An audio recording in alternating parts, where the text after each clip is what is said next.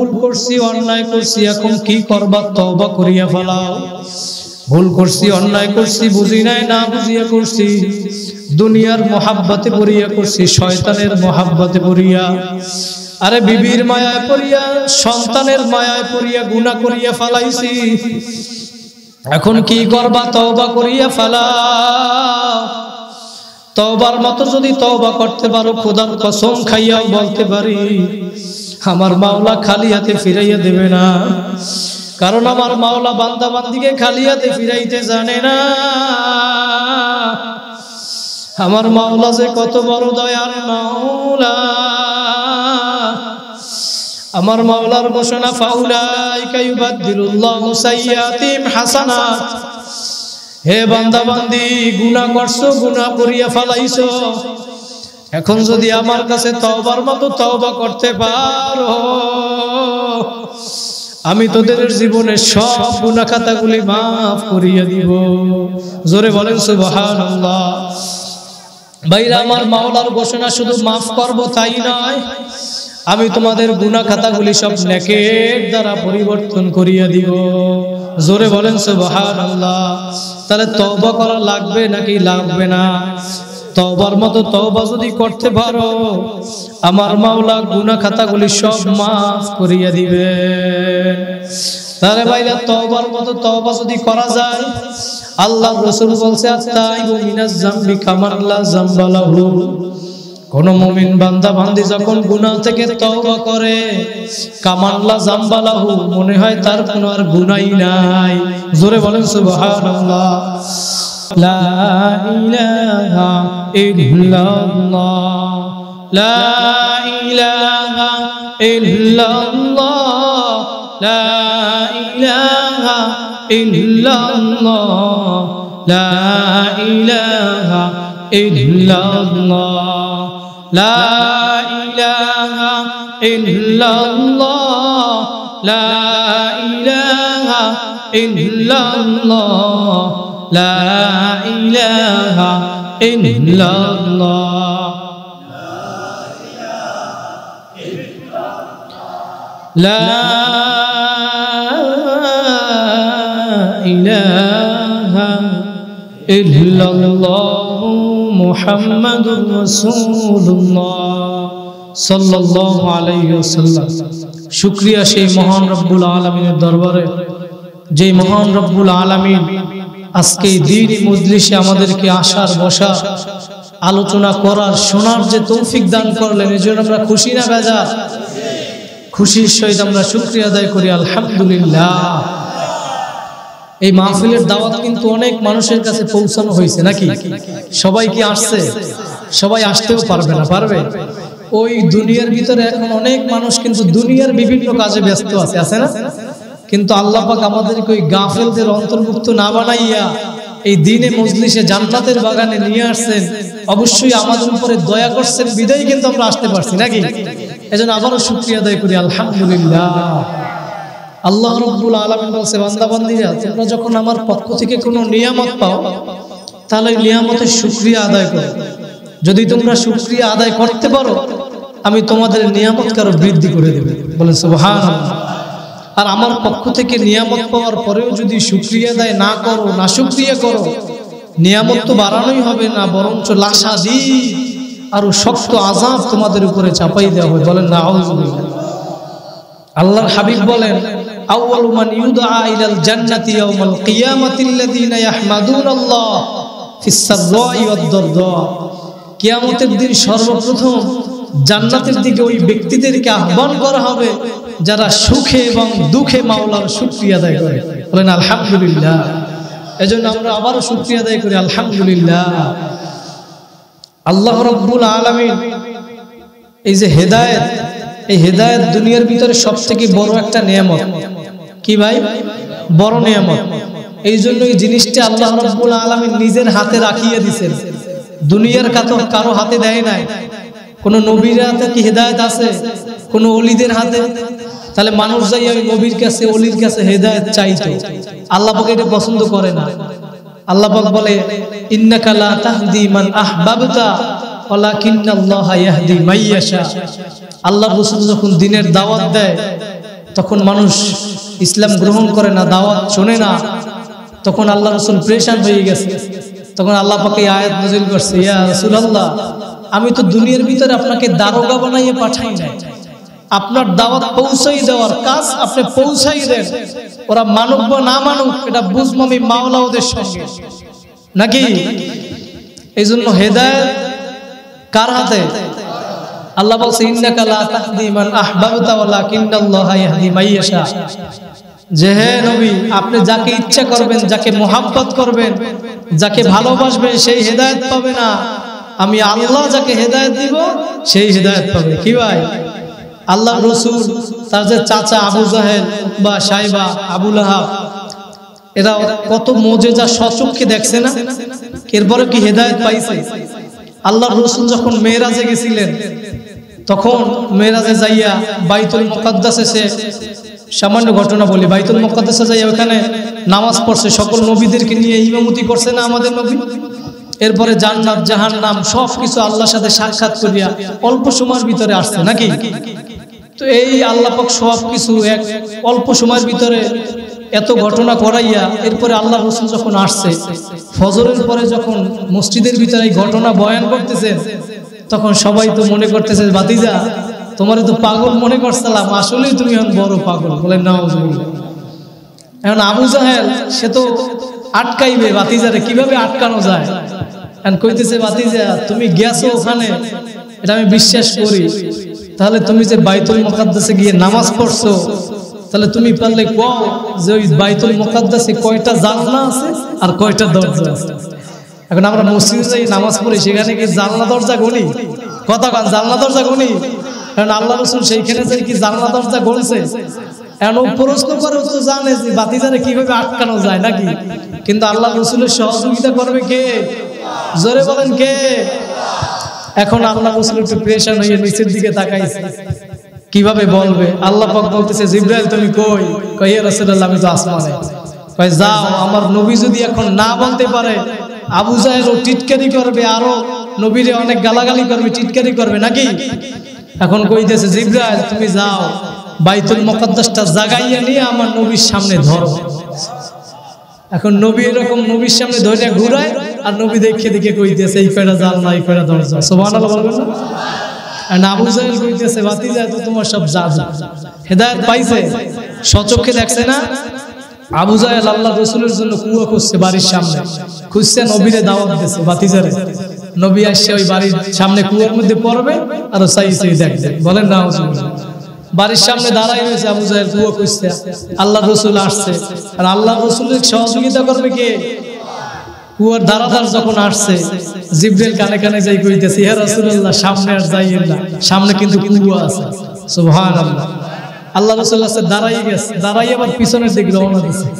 এখন আবু জাহেল বাড়ির সামনে দাঁড়াই রয়েছে, কয় ভাতিজা আইসা আমার দাওয়াত গ্রহণ না করে আবার চলে যাইতেছে। ও দেশে দৌড় এখন আল্লাহ রাসূলের ধরার জন্য, যাইয়ে নিজেই কুয়ার মধ্যে বসছে। বলে সুবহানাল্লাহ। এখন 40 গজ কুয়া করছে নিচে, সেই কুয়া দিয়ে এখন কেউ উঠাইতে পারে না।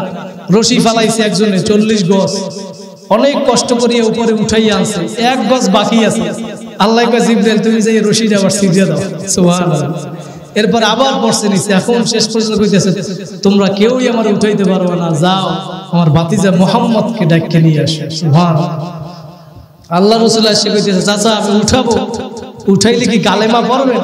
কয় হ্যাঁ পড়বো, তুমি উঠাও। আল্লাহ রাসূল, আল্লাহ কি কুদরত, আল্লাহ রাসূল হাতটা কুয়ার মধ্যে দিয়েছে, আল্লাহ রাসূলের হাতটা 40 গজ বড় হয়ে গেছে। সুবহানাল্লাহ। ভাতিজাকে উঠাই নিয়ে আসছে চাচাকে। এখন কইতেছে, কি চাচা কালেমা পড়বেন না? কয় না ভাতিজা, আমি তোমার সবকিছু মানছি, তোমার সবকিছু আমি বিশ্বাস করছি, আমি শুধু দলের কারণে তোমাকে আমি মানতে পারলাম না।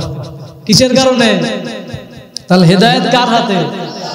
আল্লাহ পাক যাকে হেদায়েত দিবেন সেই কিভাবে। কিন্তু বৃষ্টি হাফি একজন লোক, সে এমন খারাপ কাজ নাই যে করে নাই। সেই বৃষ্টি হাফি একবার মদ খাইয়া, মদ করছিল, মদের ব্যবসা করত। বৃষ্টি হাফি সে একবার রাস্তা দিয়ে হাঁটতে যায়, তখন দেখে রাস্তার ভিতরে একটা কাগজ পড়ে আছে। ওই কাগজটার ভিতরে আরবি লেখা। কি লেখা? দেখবেন আমরা যদি আরবি নাও বুঝি, যদি একটা কাগজে লেখা থাকে না পড়তে পারলেও বুঝি যে এটা একটা আরবি লেখা নাকি। এখন ওই বৃষ্টি হাফি বুঝছে যে এটা একটা আরবি লেখা, কিন্তু কি লেখা এটা জানে না। সে মদ খাওয়া অবস্থায় ওই আরবি লেখাটা উঠাইয়া সুন্দর একটা জায়গায় রাখিয়ে দিছে। তখন ওই রাত্রে ওই জমানার সব থেকে বড় আল্লাহ ওলি হাসান বসরি রহমাতুল্লাহ আলাইকে আল্লাহ পাক স্বপ্নে দেখায় যে যাও তুমি বৃষ্টি হাফিকে যাইয়া সুসংবাদ দাও যে এই জমানার সব থেকে বড় আল্লাহর ওলি হয়েছে বৃষ্টি হাফি, সুবহানাল্লাহ। তখন সে এরকম স্বপ্নে দেখিয়া চিন্তা করলেন যে বৃষ্টি হাফি যখন মদখোর, ওর ব্যাপারে আল্লাহ পাক এইরকম সুসংবাদ দিল, কারণ কি কাজ করছে সে যায় না। এরকম 3 বার আল্লাহ পাক তাকে স্বপ্ন দেখাইছে, সুবহানাল্লাহ। এরপর সে গেছে, গিয়ে দেখে বৃষ্টি হাফি মদ খাইয়ে বেহুশ হয়ে রয়েছে, ডাক দিয়ে পাঠাইছে। এখন আইসা বলতেছে বৃষ্টি হাফি আল্লাহ রাব্বুল আলামিন তোমাকে সুসংবাদ দিছে, তুমি এই জমানার সব থেকে বড় আল্লাহর ওলি, তুমি এমন কি কাজ করছো, সুবহানাল্লাহ। বৃষ্টি হাফি বলতেছে আমি তেমন কোনো কাজ করি নাই, তবে আমি গতকালকে একটা কাগজ পাইছিলাম, ওইটার ভিতরে আরবি লেখা, সেটা আমি উঠাই একটা ভালো জায়গায় রাখছি। কয় যে কই তোমার আরবি লেখাটা দেখাও তো একটু আমারে। তখন কাগজটা এনে দেখাইতেছে, কাগজটার ভিতরে লেখা বিসমিল্লাহির রহমানির রহিম। কি লেখা? বিসমিল্লাহির রহমানির রহিম। আল্লাহ রাব্বুল আলামিন বলতেছেন, ও হাসান বসরি, বিসমিল্লাহর ভিতরে আমার 3টা নাম আছে। কয়টা নাম? আল্লাহ একটা নাম, আর আমার সিফাতি নাম আর রহমান আর রহিম। কি? আর রহমান আর রহিম। আমার বান্দা আমার 3টা নাম হেফাজত করছে, আর আমি আমার বান্দাকে হেফাজত করতে পারবো না, সুবহানাল্লাহ। আল্লাহ রাব্বুল আলামিন হেদায়েত দিয়ে দিয়েছে। হেদায়েত কার হাতে? আমরা যে এখানে আসছি এই দ্বীনি মজলিসে, এই আশাটাও কিন্তু একটা হেদায়েতের কারণ হইতে পারে নাকি ভাই? এজন্য সবাই বেশি বেশি হেদায়েত আল্লাহর কাছে কামনা করব নাকি। আল্লাহ রাব্বুল আলামিন আমাদেরকে দুনিয়ায় পাঠাইছেন, পাঠানোর কোনো উদ্দেশ্য আছে না ভাই? আমাদের বাড়ির পাশে একজন হিন্দু লোক আর আমি মুসলমান লোক, সেই হিন্দু দাড়ি কামায়, আমি মুসলমান হইয়াও যদি দাড়ি কামাই, তার ভিতরে আমার ভিতরে কোনো পার্থক্য থাকে? সে হিন্দু আজান শুনিয়ে মসজিদে যায় না, আমি মুসলমান, আমিও আজান শুনিয়ে মসজিদে যাই না। তার বিবি পর্দা করে না, আমি মুসলমান, আমার বিবিও পর্দা করে না। সে হালাল হারাম পার্থক্য করিয়ে খায় না, আমি মুসলমান, আমিও খাই না, চলি না। তাহলে কিয়ামতের দিন যদি আমাকে আপনাকে আল্লাহ পাকের বেহেশতে নেওয়া লাগে, তাহলে হিন্দু দোষটা করছে, কথা কন না, হিন্দু দোষ করছে কি?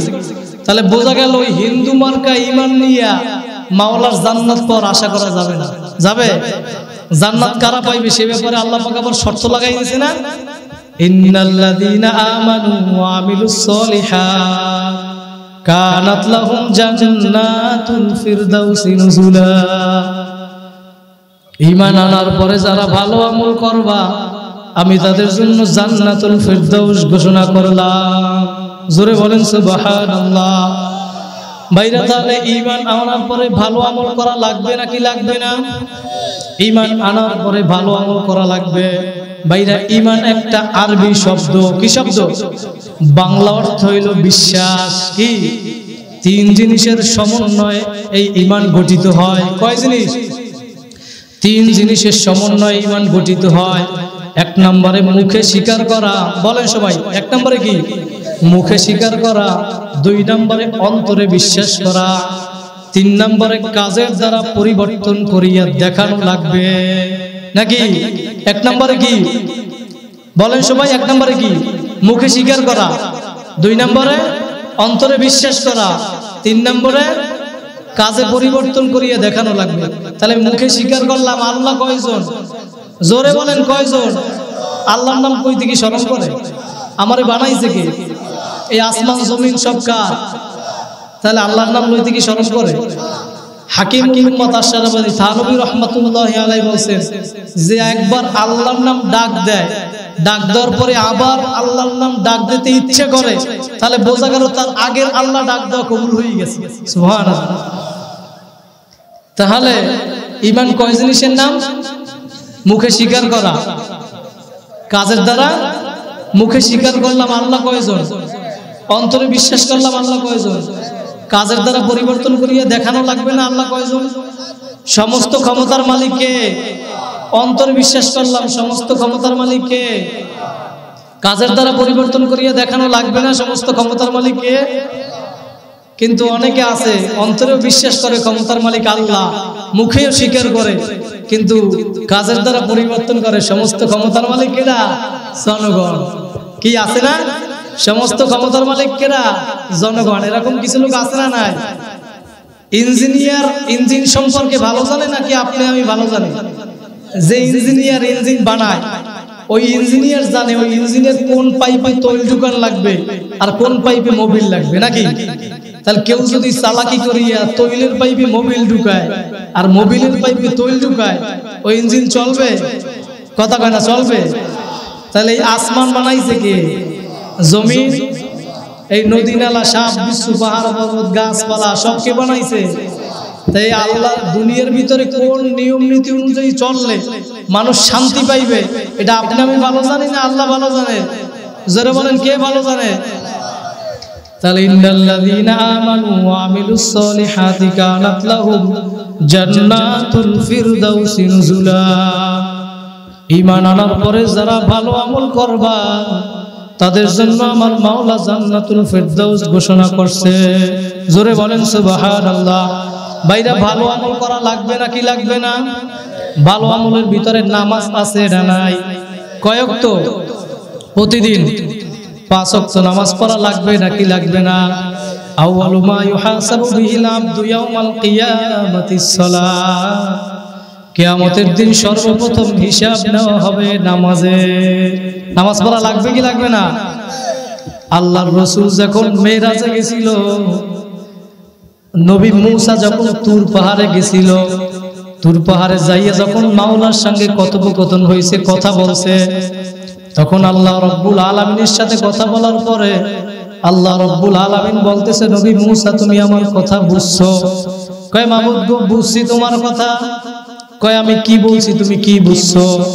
কয় মাবুদ গো তুমি এতক্ষণ যা বলছো আমার কথা কিছু বলো নাই, তুমি সব বলছো নবী মুহাম্মদের উম্মতের কথা। জোরে বলেন সুবহানাল্লাহ।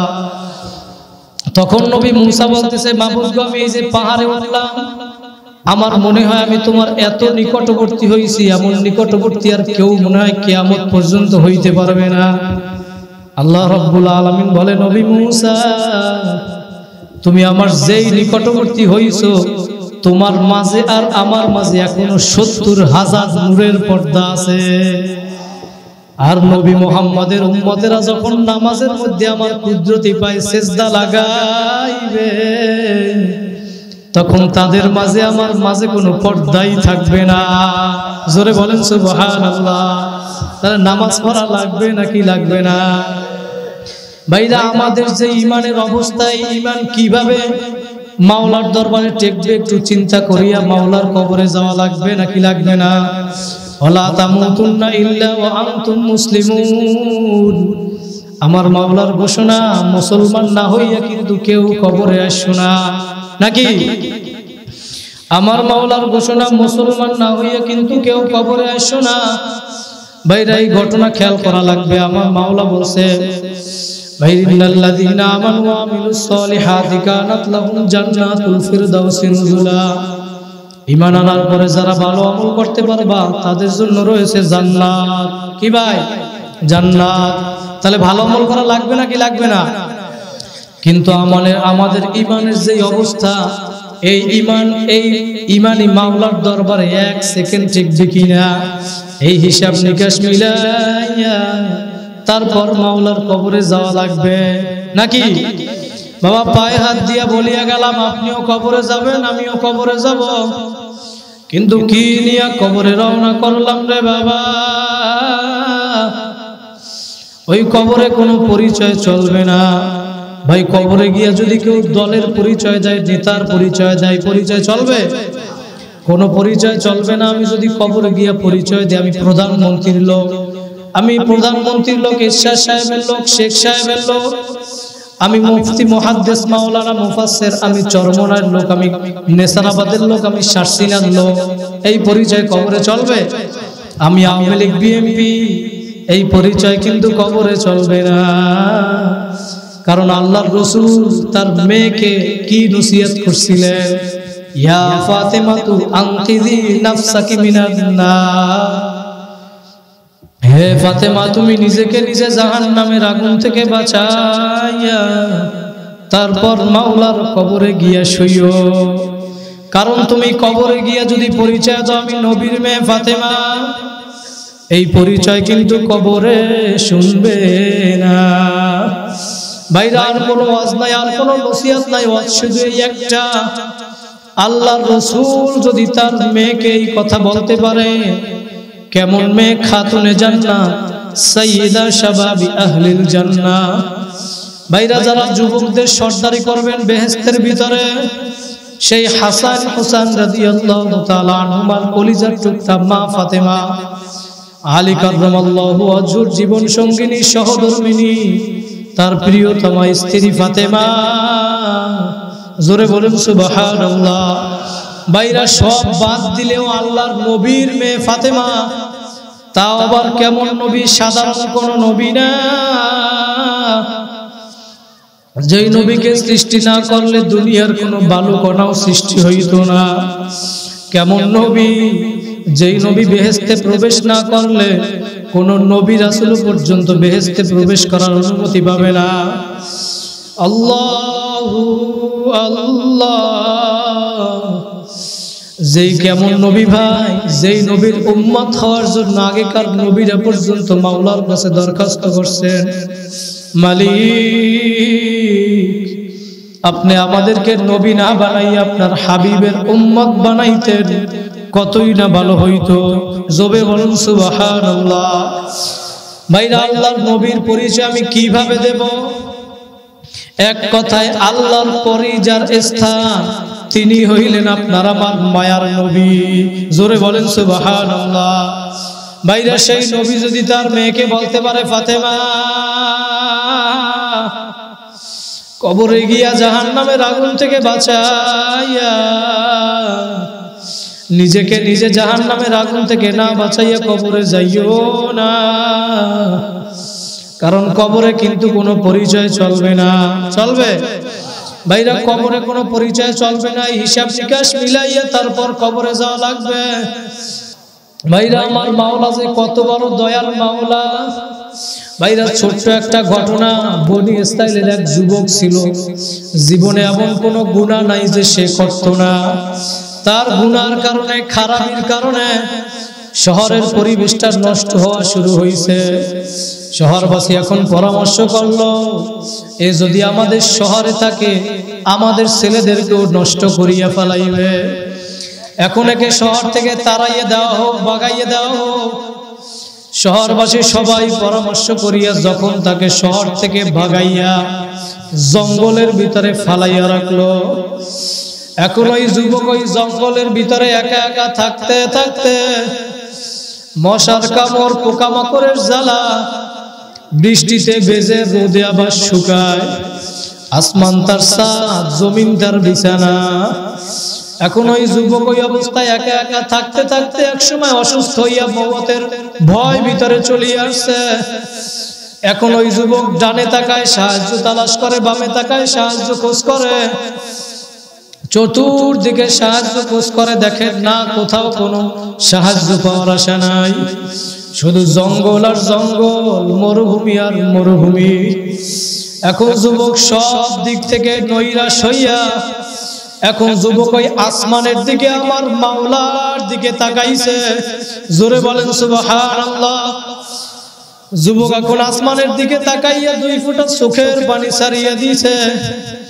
এখন মাওলার দরবারে কাকুতি মিনতি কটিয়া কান্নাকাটি করে আর বলে, মালিক দুনিয়ার সব মানুষ আমাকে তাড়াইয়ে দিছে, লাথি মারিয়া শহর থেকে ভাগাইয়া দিছে, তোমার দরবার, তোমার ব্যাপারে শুনছি তোমার দরবার ভাগাইয়া দেওয়ার দরবার না, তোমার দরবার তাড়াইয়া দেওয়ার দরবার না।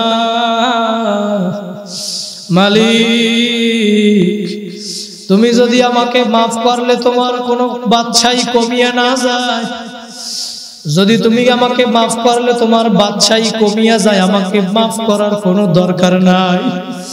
আমাকে আযাব দিলে, কষ্ট দিলে যদি তোমার ক্ষমতা বাড়িয়ে যায় আমাকে আরো আযাব দাও, কোনো দাবি নাই। আর যদি আমাকে কষ্ট না দিলে, আযাব না দিলে তোমার কোনো ক্ষতি না হয়, আমাকে যদি মাফ করিয়া দিলে তোমার বাদশাহী কমিয়া না যায়, মাবুদ রে তুমি আমাকে মাফ করিয়া দাও। ভুল করছি, অন্যায় করছি, আর কোনোদিন করব না। আল্লাহু আল্লাহ। বাইরে ওই যুবক তওবার মতো তওবা করিয়া ফেলাইছে। ঘটনার ভিতরে আসছে যুবক এক সময় অসুস্থ হইয়া দুনিয়া থেকে বিদায় হইয়া গেল। আমার মাওলা এখন বলতেছে নবী মূসাকে, হে নবী মূসা, তাড়াতাড়ি জঙ্গলে যাও, আমার এক দোস্ত মারা গেছে, জানাজা পড়া লাগবে। জোরে বলেন সুবহানাল্লাহ। এবং তুমি শহরের ভিতরে ঘোষণা করিয়া দাও, এলান করিয়া দাও, এই জানাজায় যারা যারা শরীক হবে তাদেরকে আমি মাফ করিয়া দেব। ভাইরা, আমার মাওলা যে কত বড় দয়ার মাওলা। নবী মূসা শহরের ভিতরে ঘোষণা করিয়া দিলেন, এলান করিয়া দিলেন। নবী মূসার এলান শোনার পরে সমস্ত শহরবাসী জঙ্গলে যাওয়ার পাল্লা শুরু করিয়া দিছে। ভাইরা, সবাই সামনের দিকে যাইতে যাইতে গিয়া যখন দেখে তো সেই যুবক যাকে আমরা শহর থেকে ভাগাইয়া দিছিলাম, তাড়াইয়া দিছিলাম, এ তো সেই যুবক। নবী মূসাকে এখন প্রশ্ন করে, নবী মূসা আপনি কি বললেন আর আমরা কি দেখতেছি? এ তো সেই যুবক যার গুনার কারণে, যার খারাপির কারণে আমরা যাকে শহর থেকে তাড়াইয়া দিছিলাম, ভাগাইয়া দিছিলাম, এ তো আল্লাহর একজন অত্যন্ত দুশমন। এরকম মানুষের জানাজা পড়লে আবার কিভাবে গুনাহ মাফ হবে আমাদের বুঝে আসে না। নবী মূসা কোন পেরেশান হইয়া মালিকের কাছে দরখাস্ত করলেন, মালিক তুমি বললা তোমার দোস্ত, আর শহরবাসী সবাই সাক্ষী দিল তোমার দুশমন। এর মারেফত কি আমি কিছু বুঝলাম না। আমার মাওলা এখন বলে, নবী মূসা আমিও সত্য বলছি, শহরবাসীও সত্য বলছে। ও আমার দুশমন ছিল, ঘটনা সত্য, কিন্তু ও যখন বিপদগ্রস্ত হইয়া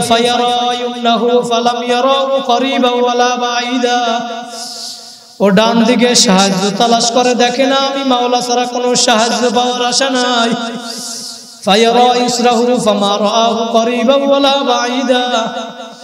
ও বাম দিকে সাহায্য তালাশ করে, দেখে না আমি মাওলা ছাড়া কোনো সাহায্য পাওয়ার আশা নাই। সব দিক থেকে নৈরাশ হইয়া যখন আমার বান্দা আমার দরবারে ফিরিয়ে আসলো, চারি তরফকে দরওয়াজে জব উস पर बंद हो जाता है, मेरी दरवाजा कभी बंद नहीं होता। সবাই যখন দরজা বন্ধ করে তখন আমি মাওলার দরজা খোলা। আমি মাওলার দরজা বন্ধ করতে জানি না মুসা। আমি মাওলা বড় দয়ার মাওলা, আমি মাওলা বড় মায়ার মাওলা। ভাইরা, শুধু তাই না, আল্লাহ রাব্বুল আলামিন বলে, নবী মূসা তুমি আরো জানিয়ে রাখো, ও তো টঙ্গি দিলওয়ালা, ছোট দিলওয়ালা, শুধু নিজের জন্যই ক্ষমা চাইছে। ওর ক্ষমা চাওয়ার পদ্ধতিটা আমি মাওলার কাছে এমন ভালো লাগছে, ওর কান্নাকাটি, ওর কাকুতি মিনতি, ওর রোনাজারি আমি মাওলার আরশটারে এমন ভাবে গরম বানাইয়া ফালাইছে। ওই মুহূর্তে যদি ও একবারে বলতো, মাবুদ গো তুমি দুনিয়ার সবাইরে মাফ করিয়া দাও, আমি দুনিয়ার সবাইরে মাফ না করিয়া পারতাম না রে মূসা। আমি মাওলা বড় দয়ার মাওলা, আমি মাওলা বড় মায়ার মাওলা।